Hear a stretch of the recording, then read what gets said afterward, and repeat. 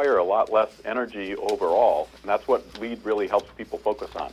Ah, okay. And is that through windows or vents? How do you do that? Well, it can be, it can just be smart decisions, or it can be a whole variety of different things, of course. You know, in the home, of course, like everyone knows that if you insulate the walls and the ceiling and the roof, and you put in good windows, you use a lot less heat, and it's a much more comfortable place. But you know, in a commercial building, it's much more about making the systems work well with each other and properly sizing the systems, not having too much cooling or too much heating, and making sure that they're working well with people's ability to live in the space properly. Is it possible, this is out of left field, this question, but is it possible that our predecessors, maybe the people who lived here 100, 200 years ago, actually were more environmentally conscientious than we are and probably didn't even realize it? And I say that because the old houses that are still here have large windows. They didn't have air conditioners. They put in large windows. Well, you're absolutely right. I mean, what has happened is that we've just taken it for granted that we want systems, we want to close up our buildings. We've gotten even to the point, you know, your discussion about hurricanes, we've gotten to the point where we don't even necessarily, we don't even have the ability to open windows in a lot of buildings. That means that when you run out of power, you don't even have the ability to have some natural air in. But your point is absolutely correct. People did know how to build more connected to nature in the past, and then technology kind of allowed them to ignore it. Now we can come back and use technology and work with nature, and that's really what green building is about. So there should be a lot of trees and foliage left on building sites then to aid in this? Absolutely, absolutely. So because the more you take out, the more then you're having to work against it, and you're having to, you know, what happens in a lot of places where there's too much water, for example, is they have to figure out how to manage that water. But you put a tree in, and the tree will take care of the water for you. Of course, it's not that simple. You have to be very intelligent about how you do that.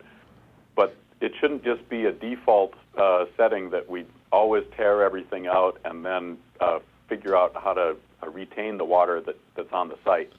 So does the fact that Florida has pretty much a very mild winter usually make us automatically a more green state, so to speak, or the fact that we use air conditioners in the summer so much makes us even worse?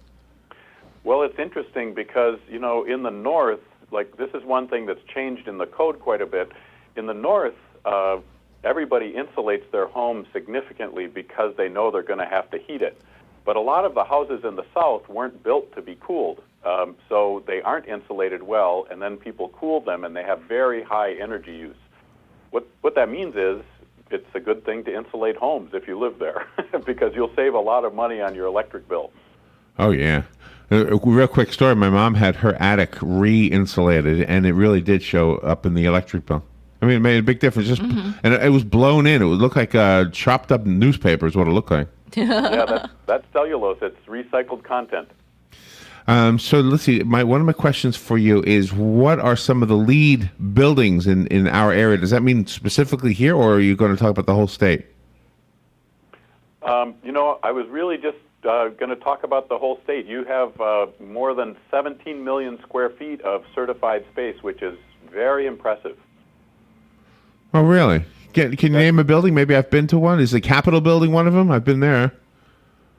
You know, I'm not sure. I don't have actually a list of. Is Cinderella's Castle? Because I've been there. I'm trying to think of famous buildings I've been in. But out of 17 million square feet, you know that there are quite a few in the Tampa area. Well, that's good. That's good. Now, before we run out of time, because I know we've got a very short interview with you today, Scott, for those listening who want to know more, do you have a website or something? And how do we get your book? Well, you can get my book on Amazon, actually. Okay. Of course. Thank you for asking. And if you want to know more about LEED, because LEED is really a very specific list of things that you do. It's not just about how you say you're green. It's about things you do to become green. And that list can be found in LEED at USGBC's website, usgbc.org. Okay, that's easy enough. usgbc.org.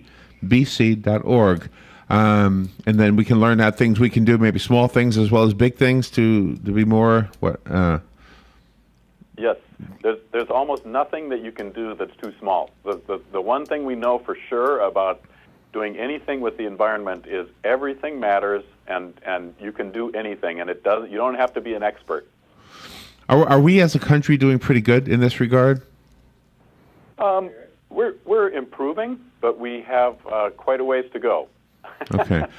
Scott, thank you for taking time out of your day to be with us to discuss this today. The website that we got from Scott is usgbc.org.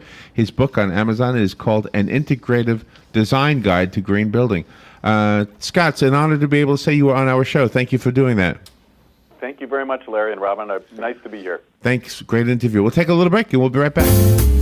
Habitat for Humanity of Marion County is a ministry dedicated to improving lives by providing affordable and decent housing. Help them help others by visiting the Habitat for Humanity Ocala Restore at 926 Northwest 27th Avenue. To schedule a donation, give us a call at 401-0075 and we'll come pick it up. For more information, visit ocalarestore.org. Habitat for Humanity of Marion County. Building homes, building hope, building community. Beautiful Moments Party Rentals presents Showcase Under the Stars, a bridal affair to remember. This event has it all. Caterers, photographers, florists, DJs, venues, and more. All gathered in one place and all there to help you plan your special day. Brides, bring your bridesmaids and friends alike. This is the event you don't want to miss. There will be food,